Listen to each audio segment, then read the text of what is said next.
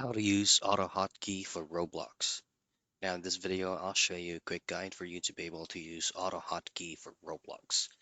Now the very first thing that you want to do before you download Autohotkey is make sure that you're going to be using it into an appropriate game.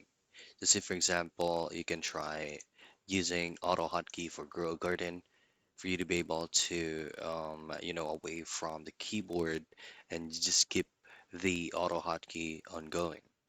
Now let's just download it first. Use up any web browser available on your end, and then simply type in Autohotkey, usually located at the very first result if you're using Google Chrome.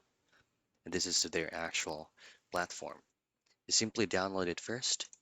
This is going to be the actual file. Let's install this by double clicking on it. Choose wherever you would like or to have it installed, and then just choose on install mode for all users. Hit on install. And once you've successfully pulled it up, you will see this AutoHotkey dash. Just simply click on Use Script, and name it, and then just simply change the state into your Roblox game. And that's it. That is how you use AutoHotkey for Roblox.